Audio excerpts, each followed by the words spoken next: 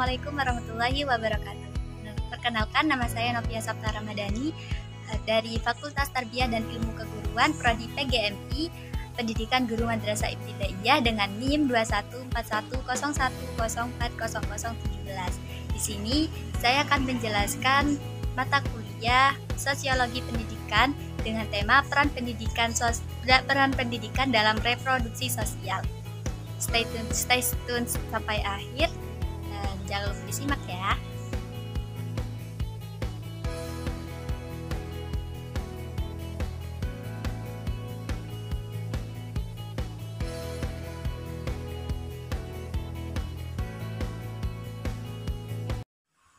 Oke, sebelum penjelasan lebih lanjut lagi, di sini saya akan menjelaskan tentang tujuan dari peran pendidikan dalam reproduksi sosial, yaitu yang pertama yaitu untuk mentransmisikan nilai, norma, dan budaya dari satu generasi ke generasi berikutnya.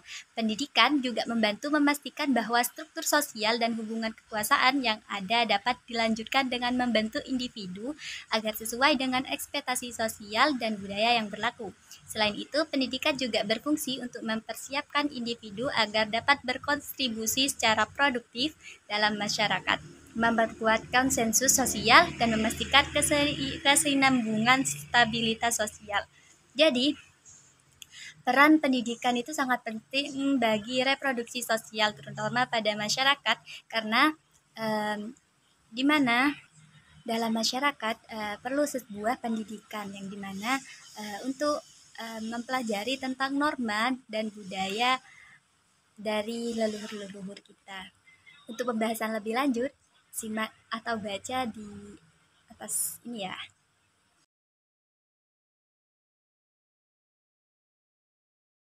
Tadi tujuan dari materi atau tema dari pembahasan kita kali ini dah lanjut.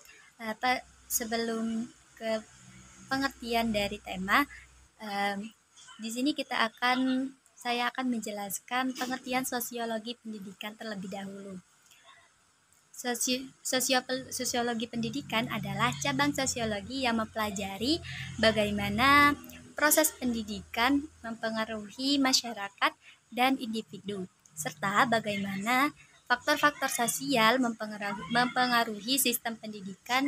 Bidang ini mengeksplorasi juga hubungan antara institusi pendidikan dan struktur sosial, termasuk dampak pendidikan terhadap mobilitas sosial, stratifikasi sosial, serta peran pendidikan dalam pembentukan identitas dan nilai-nilai sosial. Dan di mana keduanya dari sosiologi masyarakat serta pendidikan itu termasuk hal penting yang selalu atau wajib berhubungan. Selanjutnya, beberapa tonggak penting dalam sejarah sosiologi pendidikan.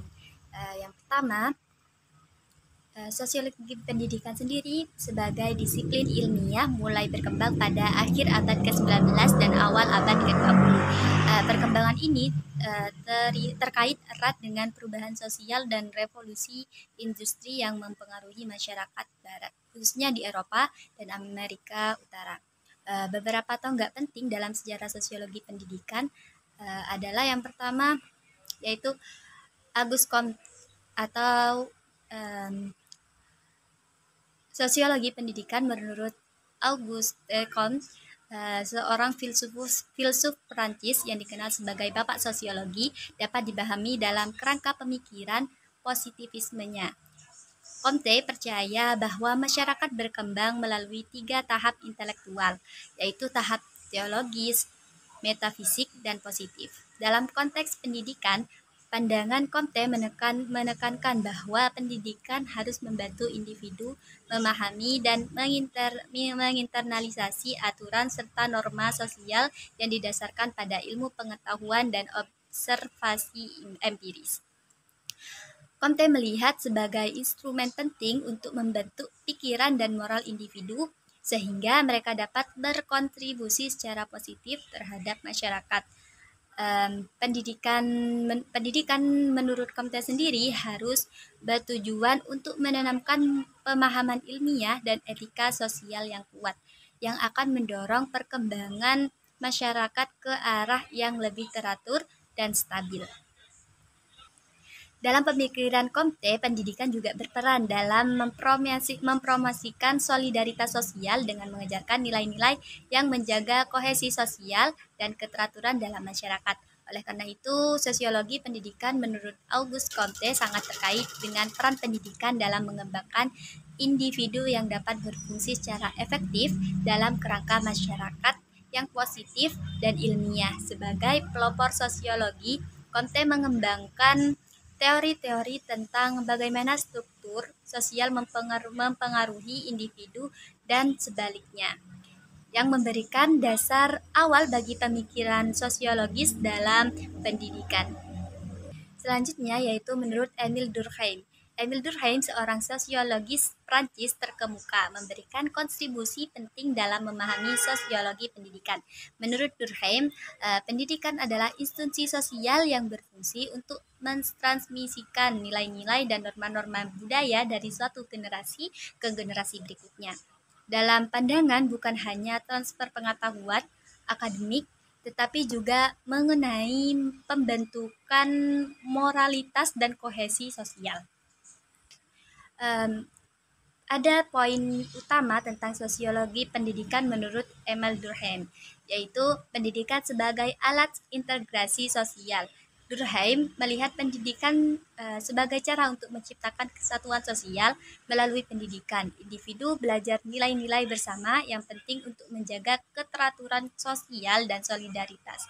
Ini juga sangat penting dalam masyarakat modern yang kompleks, di mana individu mungkin berasal dari latar belakang yang berbeda. Salah satu tokoh utama sosiologi pendidikan, Durkheim menekankan peran pendidikan dalam integrasi sosial dan reproduksi nilai-nilai masyarakat terhadap karya-karyanya seperti Education and Sociology, yang mana membahas bagaimana pendidikan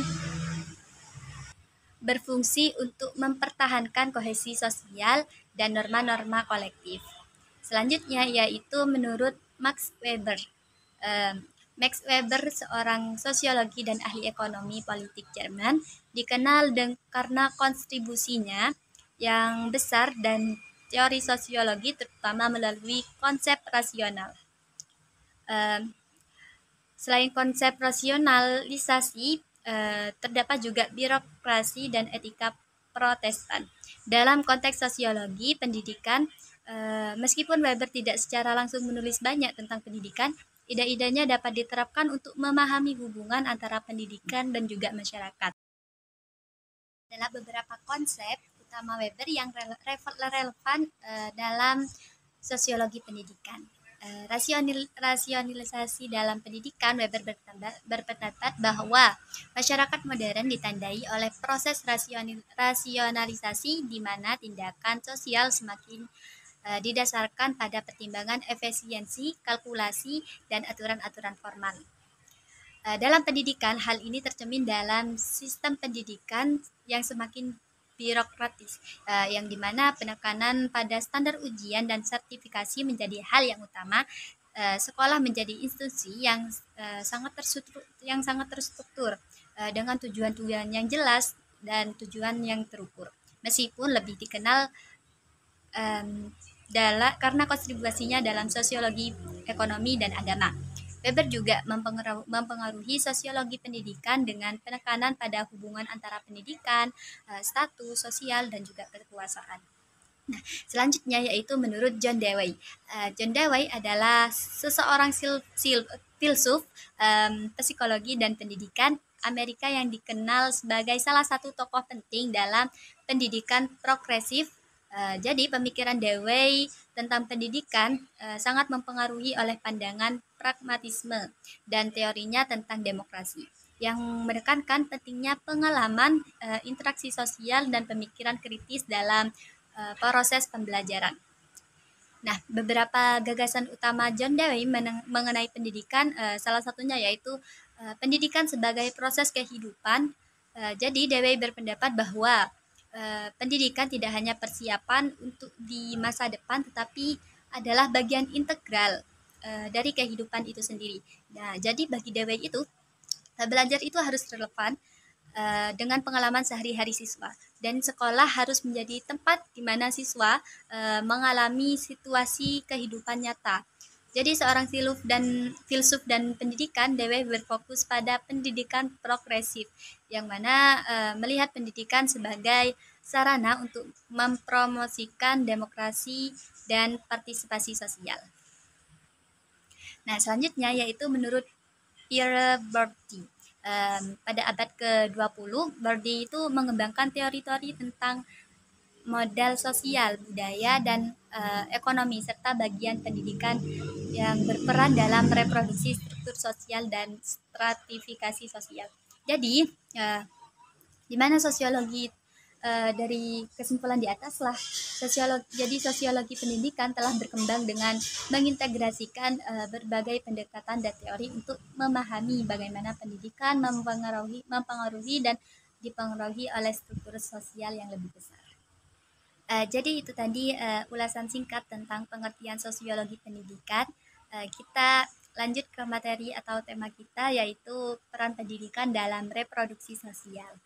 Oke, jadi pengertian reproduksi sosial merujuk pada proses di mana struktur sosial dan stratifikasi sosial yang dipertahankan dan diteruskan dari generasi ke generasi. Pendidikan memainkan peran krusial dalam proses ini dengan memfasilitasi atau menghambat perubahan sosial dan mempertahankan hierarki sosial yang ada. Jadi pendidikan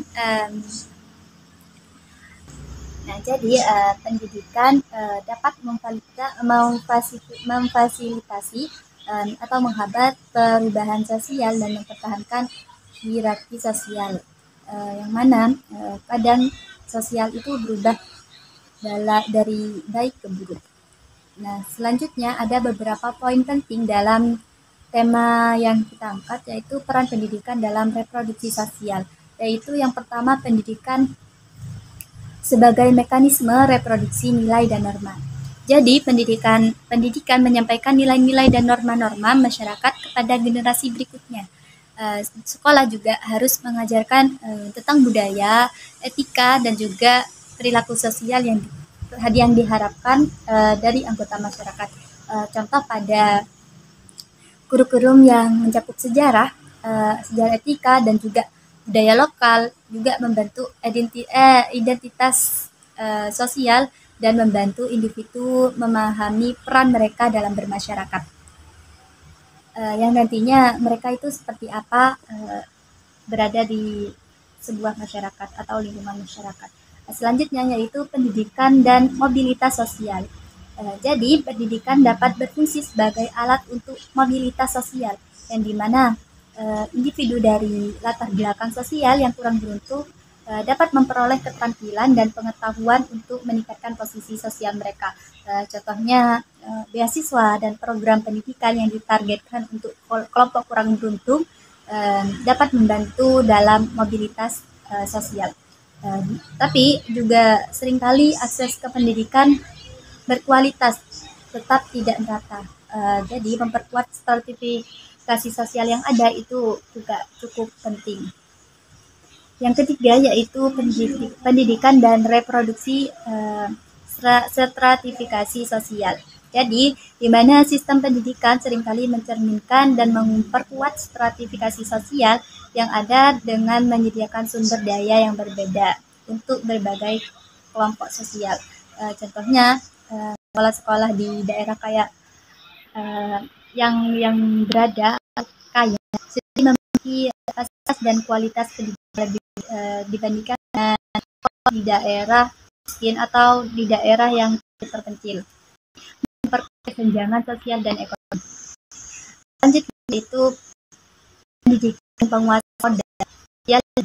Pendidikan juga harus membantu dalam transmisi modal sosial budaya. Modal sosial juga mencakup jaringan sosial, hubungan sementara modal budaya, pengetahuan, keterampilan, dan juga kebiasaan yang dianggap berharga dalam masyarakat. Contohnya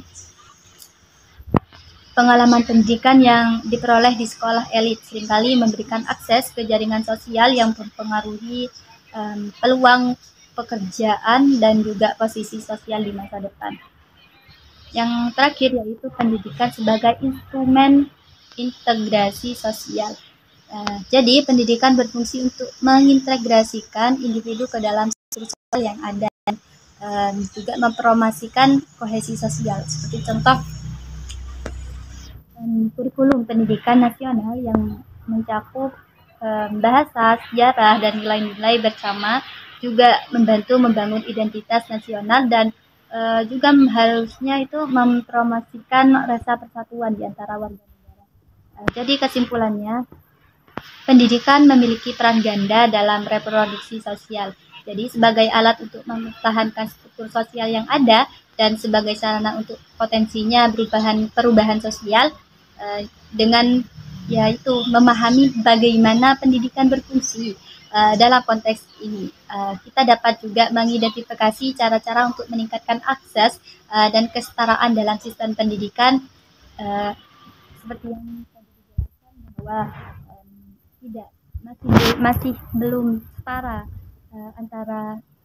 antara fasilitas yang ada di kota atau fasilitas yang ada di pedesaan terpencil. Nah, jadi dalam sistem pendidikan guna untuk mendukung mobilitas sosial dan juga mengurangi ketidaksetaraan tersebut. Sekian dari saya. Wassalamualaikum warahmatullahi wabarakatuh.